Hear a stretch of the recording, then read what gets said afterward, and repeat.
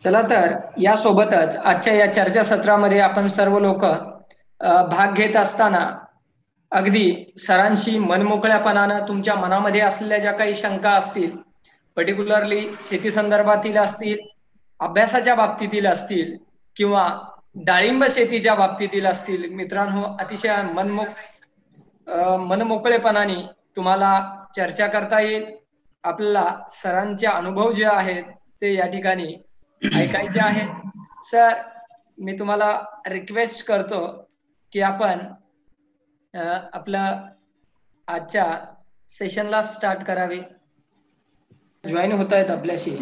तर मित्रांनो, आयुष्याच्या ज्या काही विविध टप्प्यावरती आपण अनुभव घेत असतो. अभ्यासाच्या बाबतीत प्रत्येकाचे अनुभव वेगळे असतात. त्याचसोबत सोशल ज्या काही आयुष्यामध्ये अगदी टर्न देणाऱ्या बाबी असतात, ज्यामध्ये आपण डायरेक्टली पूर्ण आयुष्यच बदलून जातं. म्हणजे अतिशय अशा परिस्थिती, सोशल कंडिशन्स अशा डेव्हलप होतात की त्या कंडिशन्स आपल्याला काही गोष्टी करण्यासाठी इन्सिस्ट करत असतात, फोर्स करत असतात. आणि त्या टर्न्स जे आहेत सरांच्या आयुष्यामध्ये, जे काही त्यांनी अतिशय खडतर प्रवास केलेला आहे अभ्यासाच्या बाबतीत, मात्र आपल्या जिद्द आणि चिकाटीच्या जीवावरती अगदी त्यांचा युजीचा प्रवास असेल किंवा पीजीचा प्रवास असेल, अतिशय उत्तमरित्या चांगल्या ग्रेडनं फर्स्ट अटेम्प्ट मध्ये नेट पास केली आणि सेकंड अटेम्प्ट मध्ये म्हणजे वेळ मिळाल्याप्रमाणे सेकंड अटेम्प्ट मध्ये त्यांनी कृषी अधिकारी या पदापर्यंत मजल मारलेली आहे. तर साहजिकच सर आपल्याला त्यासोबत त्यांनी मुख्य परीक्षेला, पूर्व परीक्षेला कोणत्या बाबींचा किंवा कोणत्या पुस्तकांचा, कोणत्या रेफरन्स बुकचा अभ्यास केला होता, ज्यामधून त्यांना या पदापर्यंत पोहोचता आलं. त्यासोबतच बऱ्याच लोकांच्या घरी आपल्या डाळिंबाची शेती जर असेल, डाळिंबाची किंवा इतर शेती जेव्हा करतो, विविध शेतीमध्ये त्यांनी प्रयोग केलेले आहेत, ज्यामध्ये उत्पादन खर्च कमी करून निर्यातक्षम डाळिंब उत्पादन कसं करता येईल याबाबत देखील त्यांनी या ठिकाणी मोठं योगदान दिलेलं आहे. आज घडीला बहुतांशी लोकांचा जे काही डिग्री पास आउट झालेलो आहोत किंबहुना यावर्षी पास आउट होत आहोत, त्यासोबत बरेचसे लोक असे आहेत जे यावर्षी फायनल इयरला आहेत. तर साहजिकच या सर्वांसाठी आपल्याला एक दिशा मिळणं गरजेचं आहे. आणि ही दिशा मिळत असताना आपल्याला कुठेतरी प्रत्येक गोष्ट न अनुभवता लोकांच्या अनुभवामधून देखील काही गोष्टी शिकावं लागतील. तर प्रत्येक गोष्टीचा जर आपण स्वतः अनुभव घेत बसलो तर साहजिकच वेळ जाणार आहे आणि तो वेळ वाचून आपल्याला लवकरात लवकर कशा पद्धतीनं अपेक्षित यश मिळवता येईल या दृष्टिकोनातून आपल्याला आज या ठिकाणी काही अनुभव जे आहेत ते सरांचे ऐकायचे आहेत. येस सर, अतिशय म्हणजे सरांचं ज्या पद्धतीनं मी तुम्हाला ओळख करून दिली होती, त्या ओळख केलेल्या पद्धतीनं पहिला जो फोटो आहे डाळिंबाचा, त्या फोटोवरतून हा स्वतःच्या शेतामधला, सरांच्या शेतामधला फोटो आहे मित्रांनो. सर, खूप खूप स्वागत तुमचं आपल्या या जेडी फाउंडेशनच्या प्लॅटफॉर्म वरती. आणि मी आपल्याला पुनश्च एकदा या टेक्निकल इश्यू नंतर आपल्या या जेडी फाउंडेशनच्या प्लॅटफॉर्म वरती स्वागत करतो आणि आजच्या सेशनला आपण सुरुवात करावी ही रिक्वेस्ट देखील करतो. Welcome sir. नमस्कार. हॅलो. हा, आवाज येतोय सर? नमस्कार, मी राजेंद्र प्रकाश टोने फ्रॉम सांगोला डिस्ट्रिक्ट सोलापूर. मी आज एक संवाद साधण्यासाठी तुमच्यासोबत आलो, म्हणजे जॉईन झालो. आज स्टुडंट आहेत, खूप सारे फार्मर पण आहेत आणि काही मित्रमंडळी पण. त्यांना जाणून घ्यायचं की नेमका प्रवास कसा होता, कारण इतक्या वर्षात कधी एवढा एक्सप्लेन नाही केला, पण आज डिटेल प्रवास कसा होता तो एक्सप्लेन करतो. काही पाठीमागं पुढं होईल, थोडंसं समजून घ्या. मी पण तुमच्यातलंच एक आहे, असं काही वेगळं नाही. फक्त आज एक टॅग एवढाच आहे की कृषी अधिकारी, ऍग्रिकल्चर ऑफिसर क्लास 2. नाहीतर प्रवास हा बीटेक, एमटेक किंवा 10वी-12वी पासून अगदी एक छोटंसं गाव 600-700 लोकसंख्येचं, तिथून सुरुवात झालेला हा माझा प्रवास आहे. सरांनी जसं सांगितलं, ओळख करून दिली किंवा काल टायटलमध्ये होतं भूमिहीन, ते 20 एकर, आता टोटल 24 एकर आहे, त्यामध्ये 22 एकर डाळिंब आणि ऍपल बोर आहे आणि बाकीचं काय. तर मी स्टार्टिंग पासून सगळा प्रवास म्हणजे सांगू इच्छितो सगळ्यांना. कसं आहे, अधिकारी झाल्यानंतर किंवा काय अचिव्हमेंट भेटल्यानंतर आपण त्या व्यक्तीचा एक बॅकग्राऊंड प्रवास पण काहीतरी असतो हे माहीत नसते, किंवा एक अचिव्हमेंट आता भेटलेले असेल तर त्या व्यक्तीचं पाठीमागचा बॅकग्राऊंड किंवा त्याचा प्रवास माहीत नव्हतं, सहज सांगून जातात असं असं होतं. पण माझा प्रवास खूप इंटरेस्टिंग आहे. थोडंसं वेळ देऊन ऐकलात तर बरं होईल, कारण डाळिंब शेती, ऍग्रिकल्चर ऑफिसर आणि काय बीटेक एमटेक मध्ये काय काय ज्या अभ्यासाला अडचणी आल्या असतील किंवा ऍग्री एमपीसी साठी, हा सगळा एक 2 गोष्टी कंबाईन मी एक्सप्लेन करतोय, म्हणजे सांगतोय, संवाद साधतोय. तर माझं ऍग्री एमपीसी मधलं दुसरा अटेम्प्ट होता, जो मार्च 2018 दिला. सॉरी, मार्चला फॉर्म भरला, 20 मे 2018 प्री झाली आणि त्याच्या आधीचा अटेम्प्ट दिला होता जुलै 2017, तो 2 मार्काने प्री गेली होती. आणि 2018ची प्री निघाली, मेन्स. तर असा काही प्रवास आहे. थोडंसं मी स्टार्टिंग पासून सांगतो. माझं जन्म 1 जुलै 1995.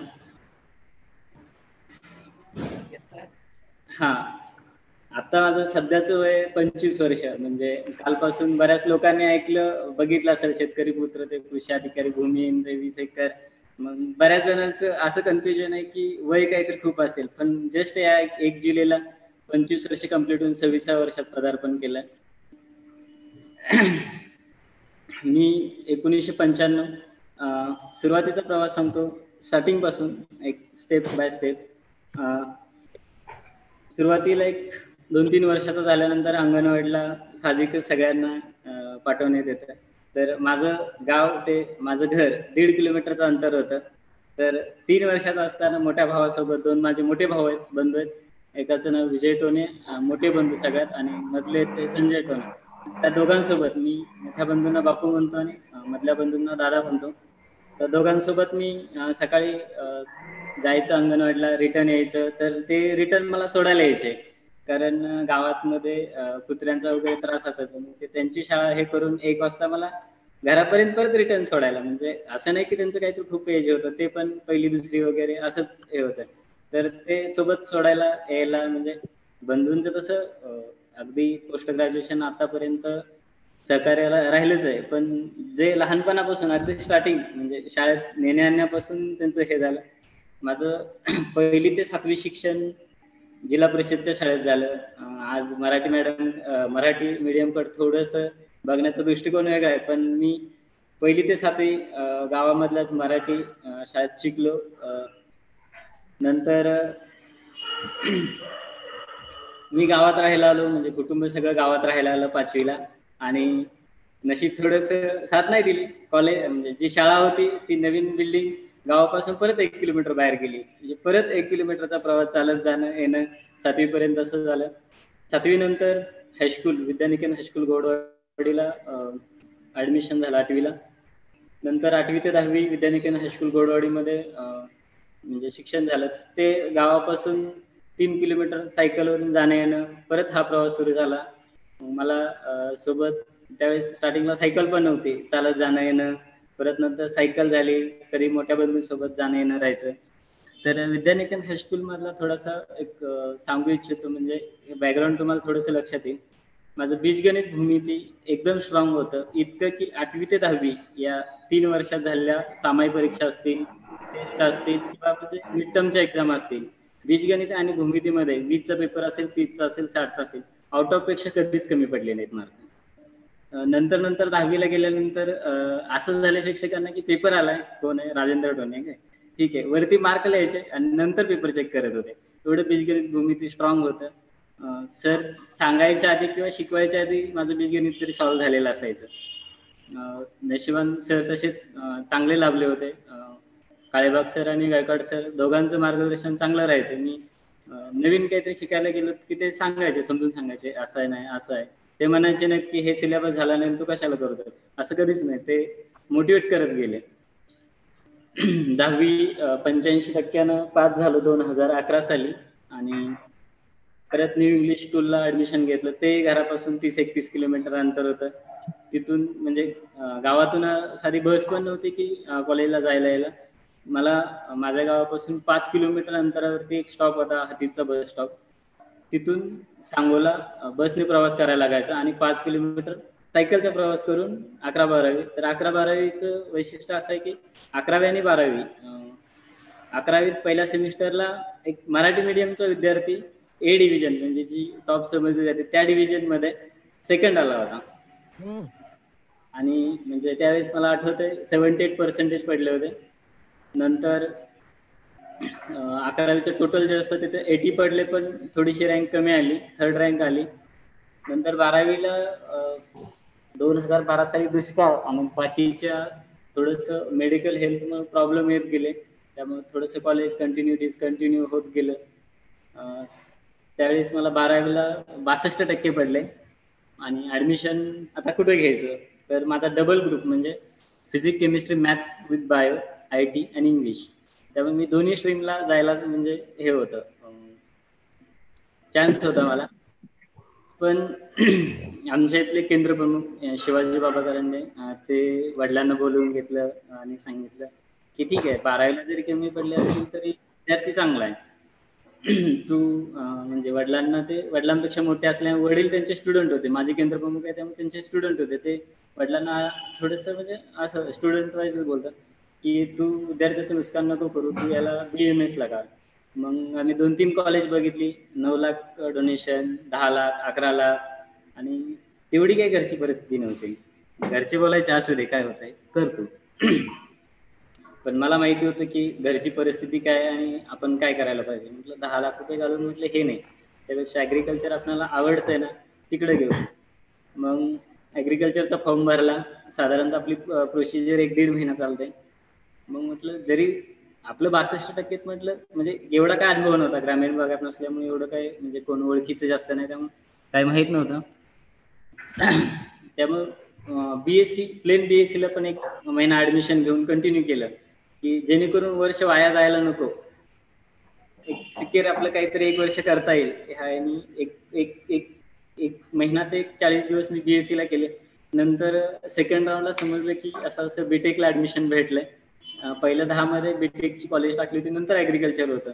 कारण असं थोडंसं होतं की हेच करायचं, पण जर नाही भेटलं तर ऍग्रिकल्चर पण ऑप्शन आपल्यासाठी चांगला आहे. म्हणजे BTechचं मला 12वी मध्ये माहित होतं. माझे मार्गदर्शक राहिलेले आदलिंगे सर त्यांनी सांगितलं होतं की हे तुझ्या मी सरांना म्हटलं होतं की अशी काहीतरी स्ट्रीम पाहिजे, मला ऍग्रिकल्चरही करता येईल आणि टेक्निकल नॉलेजही पाहिजे. तर त्यावेळेस त्यांनी सांगितलं की तुला BTech ऍग्रिकल्चर इंजिनिअरिंग करता येईल. मग त्यासाठी BTechला फॉर्म भरला. पहिल्या 10 मध्ये कॉलेज होतं, सेकंड राऊंडला भेटलं, ऍडमिशन घेतलं 26 जुलै 2013ला. आणि त्यावेळेस पण घरची परिस्थिती जेमतेम होती. साधारणतः 30-32 हजार रुपये फी असते कॉलेजची, तेवढे भरायला पण जुळवाजुळव करावी लागली. त्यातच म्हणजे वडिलांचे जे गुरु होते शिक्षक, त्यांनी 20-1 हजार रुपये दिले आणि कंटिन्यू झालं, म्हणजे ऍडमिशन झालं वगैरे सगळं. नंतर 12 ऑगस्ट 2013 साली माझं BTechचं कॉलेज सुरू झालं. BTech करत असताना स्टार्टिंगला 62%चा एक ग्रामीण भागात आलेला विद्यार्थी म्हणजे थोडीशी व्हॅल्यू कमी.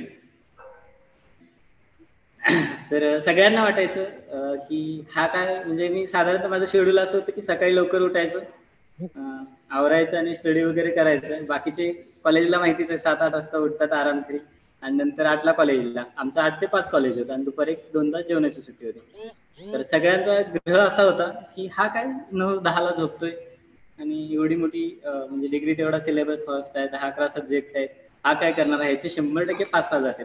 अगदी रूममेट पासून माझे सगळे हे चर्चा करायचे. मी झोपल्यानंतर यांच्या चर्चा सुरू व्हायची की 100% टोनेचे 5-6 सब्जेक्ट तरी जात आहेत, कारण काहीच अभ्यास करत नाही असं दिसत होतं त्यांना.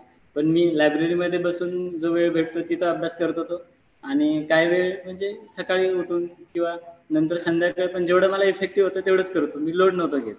9, 9:30, 10ला झोपून जायचे.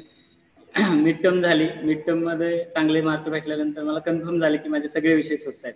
मी एवढंच टार्गेट ठेवलं होतं की माझे सगळे विषय मला ऑल क्लिअर करायचे. कारण आधीच सिनियरचा रेकॉर्ड बघता 5 ऑल क्लिअर, 6 ऑल क्लिअर, 80 मध्ये 10 ऑल क्लिअर, ह्याच्यावरती कोणच नव्हतं. आणि एकदा बॅकलॉग लागला की ते सोडवणं कठीण होतं. माझं प्रथम टार्गेट होतं की सगळे विषय ऑल क्लिअर करायचे. आणि साईड बाय साईड म्हणजे क्लासमेट असतील किंवा जे रूममेट असतील त्यांनाही कॉन्फिडन्स नव्हता की काय होईल. 100% त्यांचं पैज लागलेले असायच्या. आता माझे चांगले मित्र आहेत ते, पण त्यावेळेस त्यांची पैज लागलेली असायची की 100% हे होत आहे. तर रिझल्ट लागला फर्स्ट सेमिस्टरचा, आणि त्यांनी चेक केलं प्रत्येकाचे 2-3 गेले होते विषय, कोणाचे 4 गेले होते. आणि माझं टोने ऑफकोर्स सगळ्यात शेवटी नाव होतं. त्यांनी बघितलं 8.0 म्हणजे 80% पडले होते. त्यांनी सांगितलं दुसऱ्या क्लासमेट, नाव कोणाचं घेत ना, दुसऱ्या क्लासमेटला सांगितलं अरे मला जरा फॉल्ट वाटतं, तू एकदा बघ 80. आणि त्यावेळेस मी बीटेक कॉलेजचा टॉपर होतो. म्हणजे सर तुम्ही एक 10वीच्या 80%चा जो काही बडगा होता आपला 12वीला जे काही 62. कसर काढणं गरजेची होती, हा, ती बीटेक फर्स्ट इयरला भरून काढण्याचा प्रयत्न केला माणसं. हो सर. आणि नंतर मग कंटिन्युअसली बीटेकला 80, 82, 83, 86, 87, 88 आणि 3-4 सेमिस्टर अशा राहिल्या की 91.6 म्हणजे 92च्या लगभग 92 अशा 3-4 भेटलेत. 5वी, 6वी, 7वी, 8वी. तर माझी डिग्री टोटल 87 ने झाली, म्हणजे एक डिस्टिंक्शन न झाली, म्हणजे ज्याला आपण विशेष प्रावीण्य श्रेणी म्हणतो. आपल्या ॲग्रिकल्चर किंवा बीटेक डिग्रीमध्ये आपल्याला डिस्टिंक्शन भेटायला 85 क्रॉस करावं लागतं. तर मला 87 भेटले, आणि 87 मी 2017च्या जुलैला मी बॅचलर डिग्री पास केली. तर साईड बाय साईड बीटेक करत असताना MCR दिली होती, 22 रँक होती 3rd इयरला. 4th इयरला 14 आली, आणि ICR दिली होती, त्यात पण 16 आणि 37 आली. गेट करत होतो, पण गेटला झाला असं, गेट फोकस होती, पण वर्षभर करत राहिलो आणि इनप्लांटला नेटाफेमला फील्डवरती जावं लागलं थोडंसं. त्यामुळे तिथं जी काही रिव्हिजन व्हायला पाहिजे, जी काही ॲक्युरेसी राहायला पाहिजे ती राहिली नाही. एक बीटनी गेट म्हणजे क्वालिफाय व्हायचं राहिलं. मग थोडंसं डिप्रेशन आलं होतं फर्स्ट टाइम त्यावेळेस, म्हणजे एवढं चढता आलेख होत गेला होता, आणि फर्स्ट टाइम फायनल इयरला गेटचा रिझल्ट लागला, तर त्यावेळेस थोडंसं डिप्रेस वाटत होतं. पण जी मित्रमंडळी असते आपली ती आपल्याला म्हणजे कधी साथ सोडत नाही म्हटलं तर चालेल. माझे 1-2 मित्र म्हणजे खूप सारे, पण त्यातले 1-2 मित्र त्यावेळेस खूप म्हणजे समजून सांगितलं की असं नाही की म्हणजे एखाद्या एक्झाम क्वालिफाय नाही झालास म्हणजे काय सगळं संपलंय. मग नंतर MCR दिली, MCRला 14 रँक होती. आता म्हटलं काहीतरी गेट नाही झाली तर आपल्याला सेकंड ऑप्शन चॉईस करायचं आहे, आणि ॲग्री MPC मी सेकंड इयर पासून त्याबद्दल माहित होतं, ॲग्रिकल्चर ऑफिसर वगैरे सिलेबस बघितलं होता, त्या दृष्टीने म्हणजे प्रिपरेशन पण होतं की कन्सेप्ट क्लिअर व्हायचं. असं नाही की काहीतरी टॉपर असला की एक समजूत असते की रट्टा मार, त्याचा कन्सेप्ट सगळ्या म्हणजे असं क्लिअर आहे, आणि ते आता येणाऱ्या पुढच्या ह्याच्यात समजून पण जातील आहेत की नाही. बीटेक पास झालो, आणि त्यावेळेस साईड बाय साईड माझे मित्र आहेत कालिदास भजबळकर, त्यांनी खूप कोर्स केला की तू घरी राहून नको प्रिपरेशन करू, आमच्यासोबत कोल्हापूरला आहे आणि तिथून प्रिपेअर कर. साधारणतः 2 महिन्याचा पिरियड होता, त्याच्यासोबत राहिलो. तिथून पण मग काय एक असा इन्सिडेंट झाला होता फायनल इयरच्या वायवाच्या वेळेस. नेटाफिमचं ट्रेनिंग झालं होतं, आणि मी घरून म्हणजे डीलरच्या इथून काही डॉक्युमेंट वगैरे राहिलेली घेऊन दुसऱ्या दिवशी कॉलेजला जायचं होतं वायवाला वगैरे.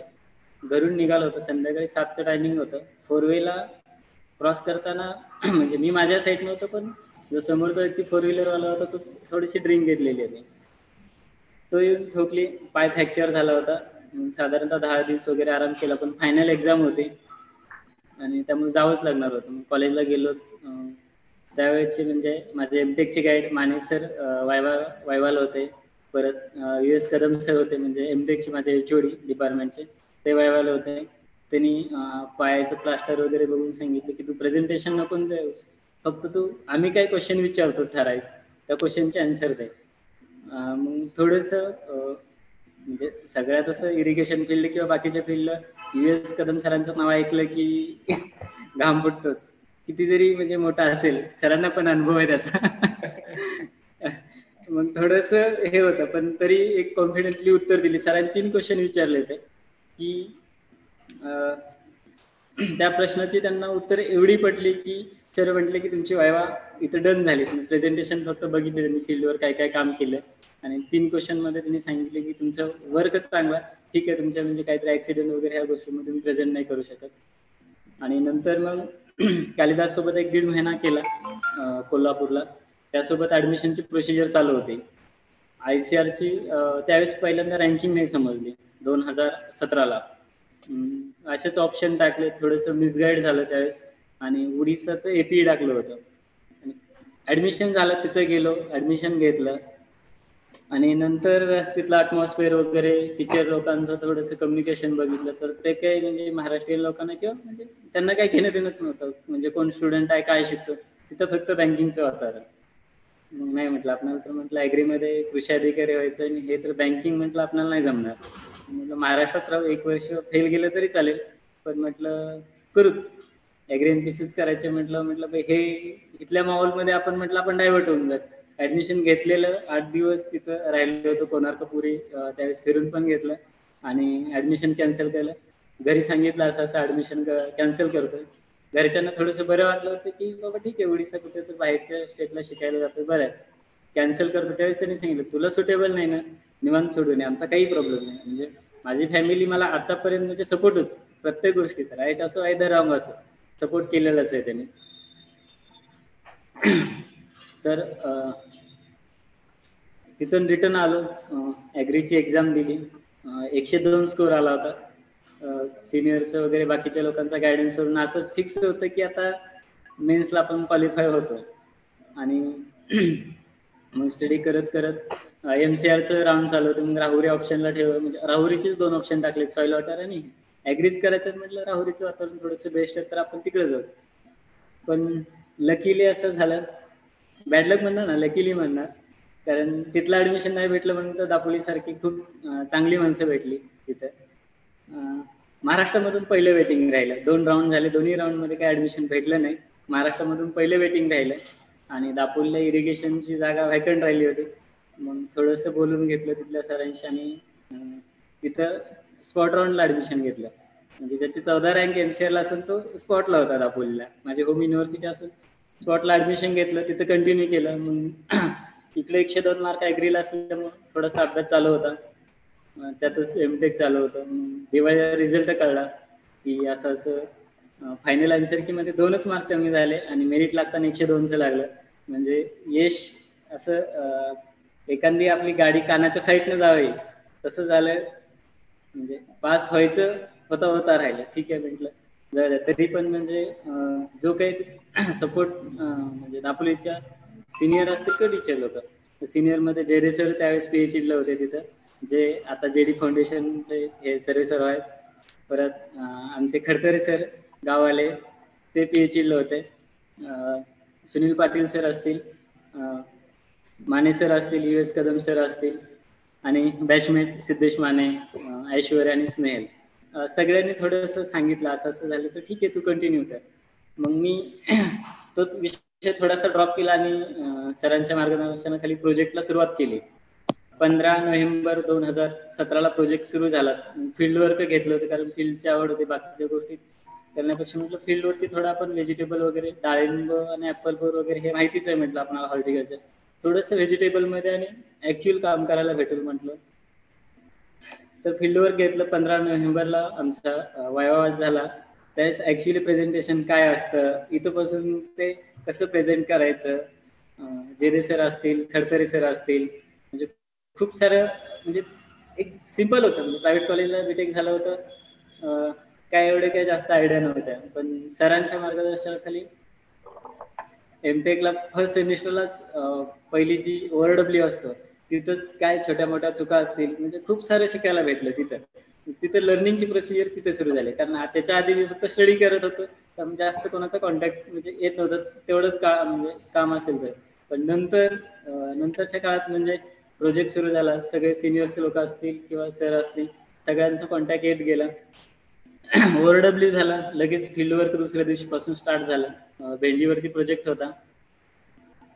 मग थोडेसे फोटोग्राफ्स दाखवतो. बऱ्याच लोकांना त्या ठिकाणी भेंडीवरती शंका होती, की आम्हा सर्वांनाच शंका होती की कोकणामध्ये भेंडी चांगली येईल की नाही. प्रोजेक्ट जर चांगला झाला नाही तर साहजिकच रिपीट होणार होता. तर ती भीती होती, परंतु ते चॅलेंज अतिशय चांगल्या पद्धतीनं ऍक्सेप्ट करून ते टॅकलही केलं. Yes sir. एक मिनिट सर, फोटो दाखवतो.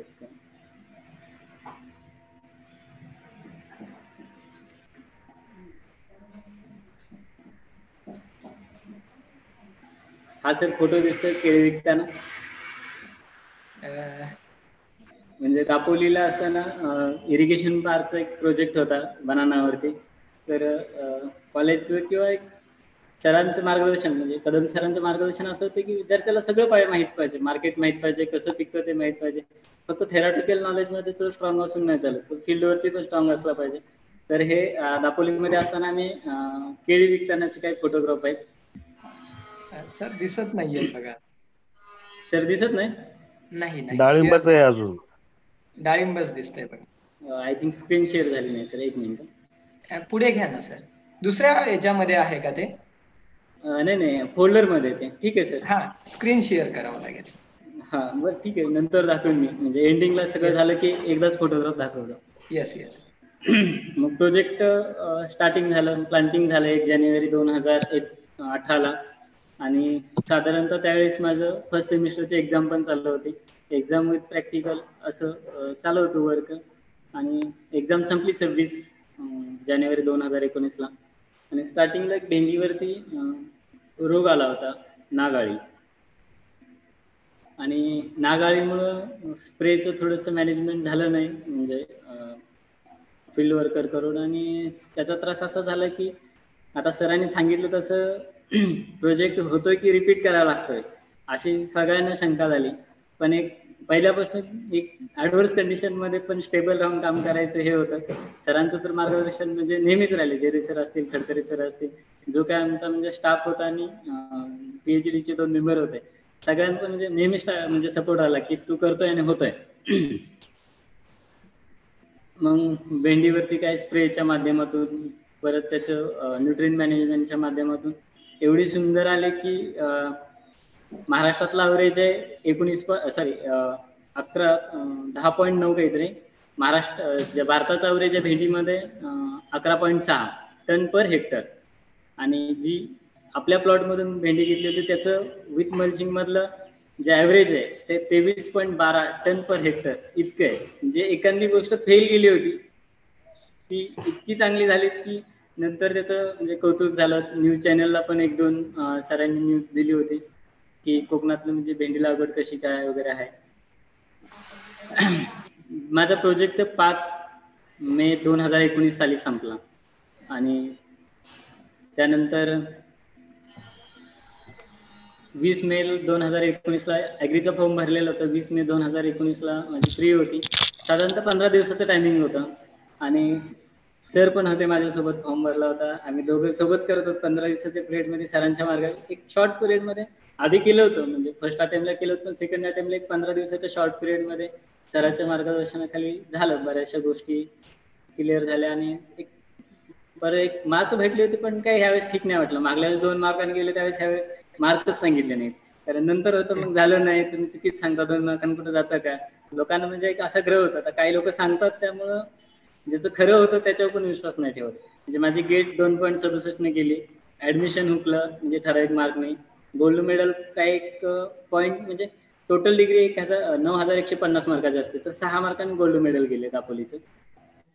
असं एक ठराविक की लोकांना वाटतं ठीक आहे हे काहीतरी उगाच सांगता जाऊ द्या.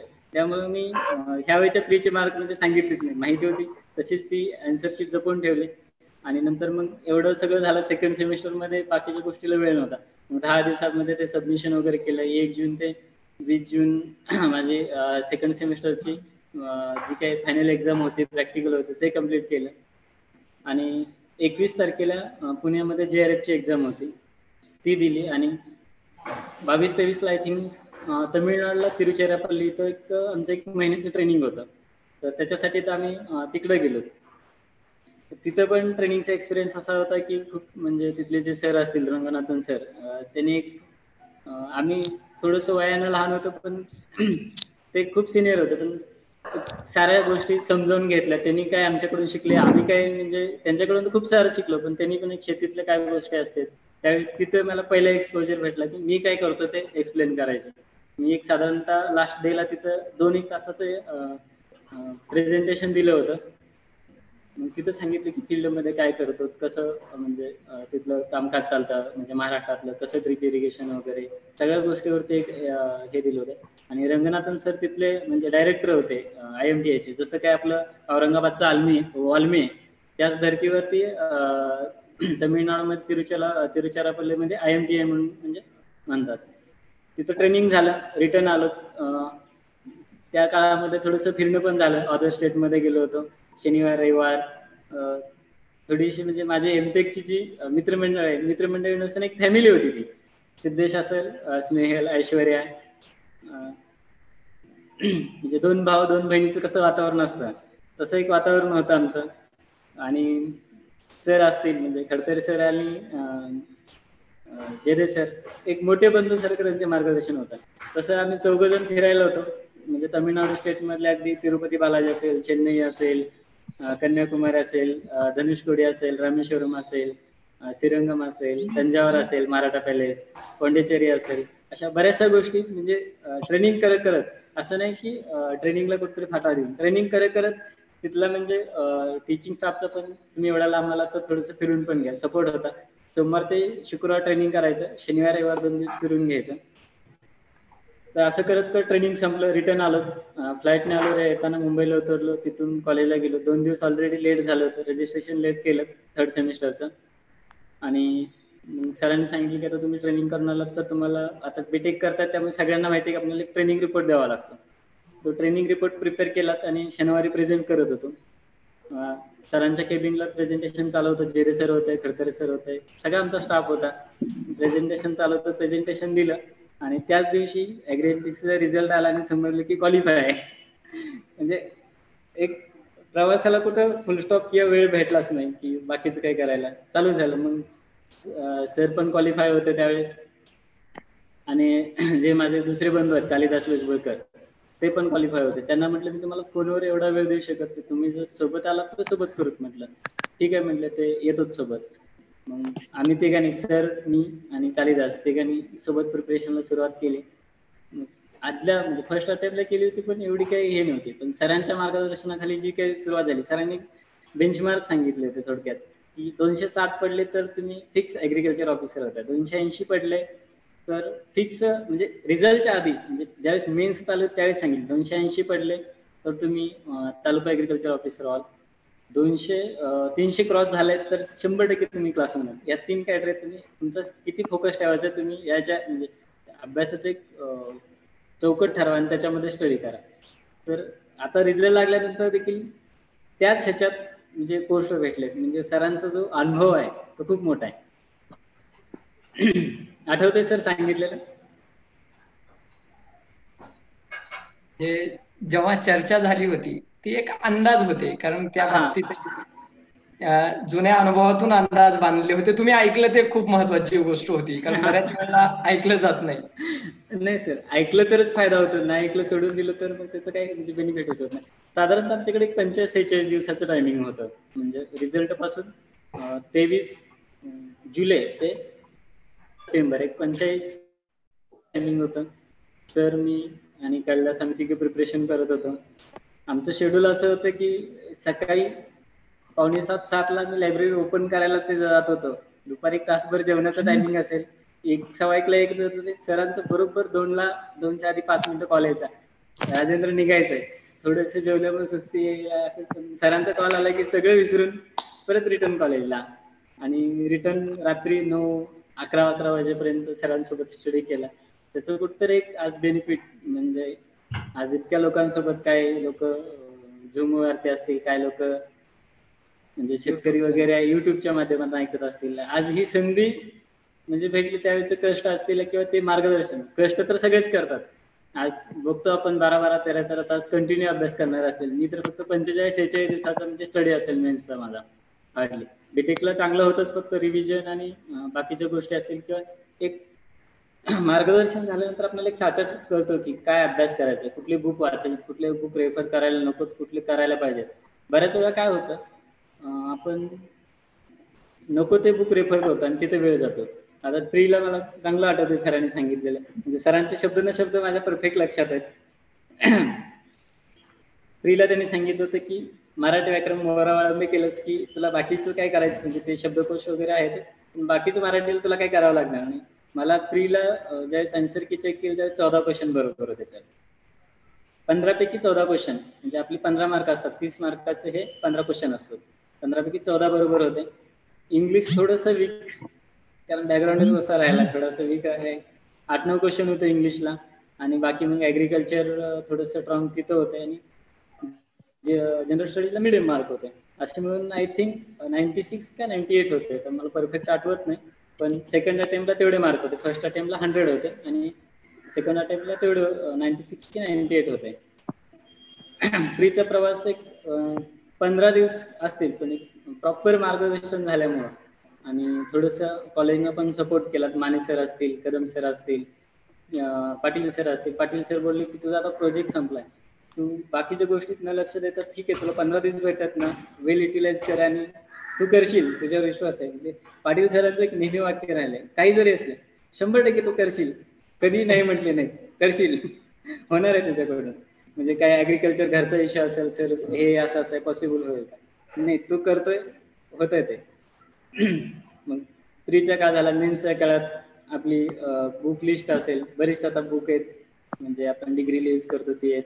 पण ॲग्रोनॉमीला ॲग्रोनॉमी अँड सॉईल सायन्स, ॲग्रोनॉमीला रेड्डी अँड रेड्डी, काही क्रॉपच्या नोट्स असतील. सॉईल सायन्सला पाटील अँड माळी. म्हणजे फर्स्ट टाइम माहीत पडलं सरांकडून की सॉईल सायन्सला हे बुक वापरलं जातं.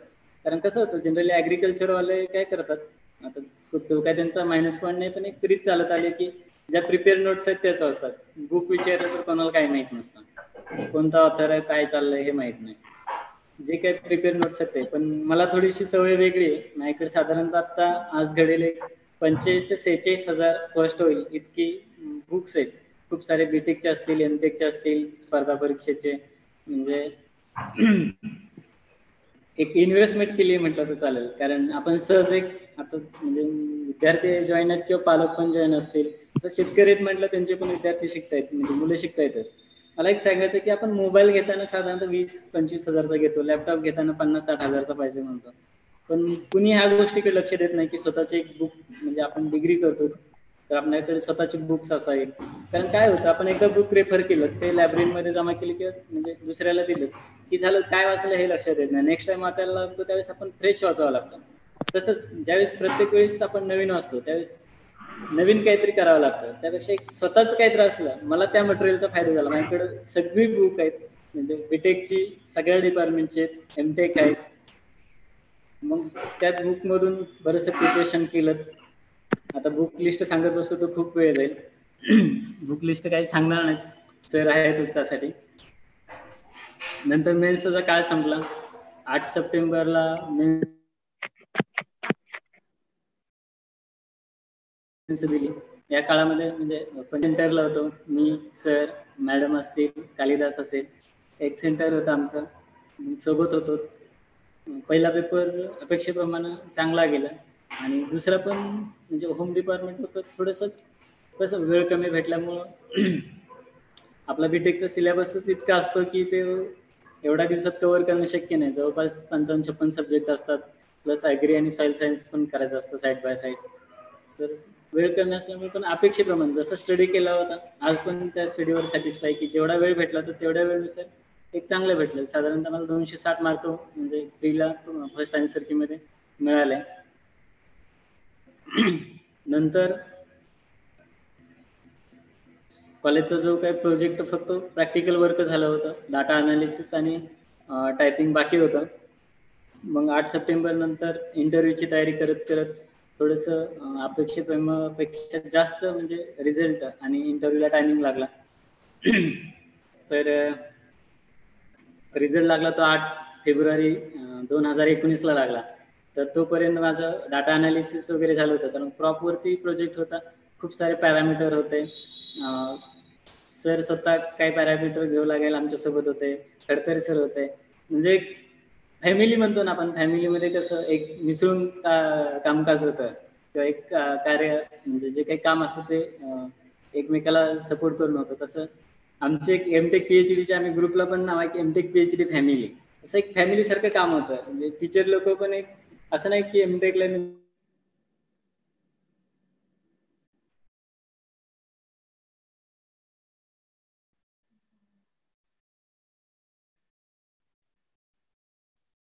थोडा नेटवर्कचा इश्यू आहे बघा, तुमचा आवाज स्टुडंट सारखं एक फॅमिली सारखं सपोर्ट होता. म्हणजे हॅलो, यस यस यस येतोय. नंतर रिझल्ट झाला 8 फेब्रुवारीला. त्याच्यानंतर मग इंटरव्ह्यूचं 20 एप्रिल 2019ला इंटरव्ह्यूची डेट पण समजली. आणि मग सगळ्यांनी बोलले की मॉक इंटरव्ह्यू दिले पाहिजेत, असं केलं पाहिजे, तसं केलं पाहिजे. पण असा एक न्यू स्टुडंट आहे की विदाऊट मॉक इंटरव्ह्यू, तसं मॉक इंटरव्ह्यू विदाऊट म्हणता येणार ना, कारण सरांचं एवढं मार्गदर्शन चांगलं होतं आणि त्या फील्डमधले ते होते, त्यांना इंटरव्ह्यूचे एक्सपिरियन्स पण होते. त्यांनी 1-2 इंटरव्ह्यू दिले होते म्हणजे ॲग्रीचे, आणि बाकी खूप सारे इंटरव्ह्यू दिले होते. पीएचडीचे त्यांचं म्हणजे कार्य, ते स्वतः फेलोशिप आहे त्यांना एमटेकला, प्लस नेट क्वालिफाईड. म्हटलं एवढा चांगला माणूस असताना आपण दुसरीकडे का जायचं. आणि म्हणजे 2 वर्ष साधारणतः मला सरांसोबत त्यावेळेस होत आली होती, एकत्र आम्ही काम करणार. त्यामुळे मी बाकी कोणावरती काही म्हणजे विश्वास नाही ठेवत, सर जसं सांगतायत. आणि दुसरे एक सचिन ढेरे सर होते, ते ऑलरेडी आता ॲग्रिकल्चर ऑफिसर इथं उस्मानाबादला जॉईन आहेत. आणि खडतर सर, या दोघा तिघांचं फक्त, बाकी कोणाचं नाही. हां, ऐकायचं सोडून द्यायचं, पण सरांचं आता काही जे खरं आहे ते सांगायला पाहिजे. सरांचं ऐकलं आणि त्याचं बेनिफिट झालं. इंटरव्ह्यू दिला. इंटरव्ह्यूमध्ये अपेक्षित सरांनी जे काही सांगितलं होतं, हे क्वेश्चन असे ह्या गोष्टी तुम्ही प्रिपेअर करा, असं काहीच नव्हतं इंटरव्ह्यूला की जी मला म्हणजे सरांनी सांगितलेलं नव्हतं. माझ्या डायरीमध्ये पण ते म्हणजे हे लिहिलेलं होतं सगळे पॉईंट, पण ऐन टायमिंगला काय आठवत नाहीत. म्हणजे तो माणसाच्या मेमरीचा थोडासा फॉल्टच आहे की जे आठवायला पाहिजे ते आठवत नाही. मी साधारणतः मला 44-45 क्वेश्चन विचारले, मी त्यातल्या 42 क्वेश्चनची म्हणजे व्यवस्थित आन्सर दिली. थोडेसे आता इंटरव्ह्यूला मार्क कमी होतं, काय एवढं माहित नाही, थोडंसं त्यांना वाटलं असेल त्यांच्या ह्याचे 2 क्वेश्चनचे आन्सर देता आले नाही. एक सॉईल हेल्थ कार्ड होतं आणि न्यूजपेपर होतं, कारण न्यूजपेपर सकाळी पहिले म्हणजे लवकर इंटरव्ह्यू असल्यामुळे न्यूजपेपर रीड करता आलं नाही. आणि सॉईल हेल्थ कार्ड लिहिलं होतं त्या डायरीमध्ये एक 5व्या-6व्या पेजवर, पण ते आठवणं परफेक्ट. म्हटलं अर्धवट सांगण्यापेक्षा आपण इंटरव्ह्यूला असं की तुमच्याकडे नॉलेज ऑलरेडी टेस्ट झालं, तुम्ही एक ॲज अ अधिकारी म्हणून त्यांना कसं वाटतं की तुमचं बोलण्याची भाषाशैली कशी आहे, तुमचं म्हणजे इंटरॅक्शन कसं आहे, त्याच्यावरती खूप सारं डिपेंड होतं. म्हटलं ठीक आहे, हे नाही सांगितलं तर काय एवढा जास्त इश्यू येणार नाही. आणि तसं अपेक्षेपेक्षा चांगले मार्क आहेत इंटरव्ह्यूला. देन इंटरव्ह्यू झाला आणि थोडंसं एमटेक लेट व्हायला, म्हणजे एमटेक कम्प्लीट व्हायला लेट झाला. माझे जे गाईड होते माने सर, त्यांचं एचओडी म्हणून राहुरीत म्हणजे प्रमोशन झालं, ते इकडे आलेत. परत मेंबर होते महाले सर होते, ते 31 मे 2019लाच रिटायर झाले. आणि इंग्लिश सर तिसरे मेंबर होते, ते वाकोली रिसर्च स्टेशनला होते. त्यामुळं हा म्हणजे इंटरव्ह्यूच्या याच्यामध्ये मी बिझी असल्यामुळं माझा ड्राफ्ट सबमिट झाला होता टाइम टू टाइम. म्हणजे 12 तारखेला की 11 तारखेला सर इंटरव्ह्यू झाला, त्याच्या दुसऱ्या दिवशी ड्राफ्ट सबमिट झाला होता. ड्राफ्ट रिटर्न येऊन तिथली जी प्रोसिजर असते नंतरची काय वायस होण्याची, ती थोडीशी लेट झाली. मी 2-3 वेळा दापोलीला गेलो, मेंबर कमी असल्यामुळे रिटर्न आलो. फायनली माझी 31 नोव्हेंबर 2019 साली वायवा कंप्लीट झाली. म्हणजे एमटेक 30 नोव्हेंबरला कंप्लीट झालं म्हटलं तर काय म्हणजे वेगळं नाही. आणि त्याच्या आधीच 30 सप्टेंबर 2019ला रिझल्ट लागला होता, आणि त्यावेळेस सरांचं असेल माझं असेल सिलेक्शन झालं होतं as agriculture officer class 2.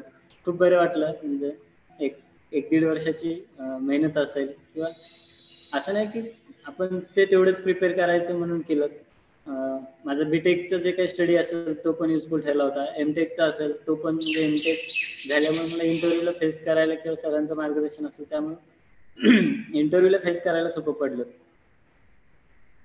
MTech करत असताना मी SRF दिली होती. आता सरांनी माहित नाही डिस्कनेक्ट कनेक्ट होतं त्यामुळे मला माहित नाही त्यांनी इंट्रोडक्शन मध्ये सांगितलं असेल की नाही. नाही सांगितलं सर, बोला. कनेक्ट डिस्कनेक्ट होत होतं त्यामुळे आता बऱ्याच लोकांना तसा थोडा त्रास झाला. SRF ला ऑल इंडिया पहिली रँकिंग राहिली, 2018ला दिली होती. आणि नेट पहिल्याच अटेम्प्ट मध्ये 90.33 मिळाले. तिथं पण म्हणजे अपेक्षेपेक्षा खूप चांगलं यश मिळालं. आणि एमटेक तर काय प्रत्येक सेमिस्टरला एक म्हणजे असं काय वेगळं काय करायला नाही, कारण बॅकग्राऊंडच एवढं चांगलं झालं होतं बीटेक मध्ये, बेस चांगला झाला होता. आणि प्रॅक्टिकल वर्क चांगलं होतं की आता काय नवीन वेगळं वाचायला पाहिजे किंवा त्याचा लोड घेऊन स्टडी करायला पाहिजे असं काय नाही. पेपर असला तरी थोडंसं एमटेकला रिलॅक्स असायचं. एमटेक माझं 90% मी क्लिअर म्हणजे विशेष प्रावीण्य श्रेणीचं कम्प्लीट झालंय.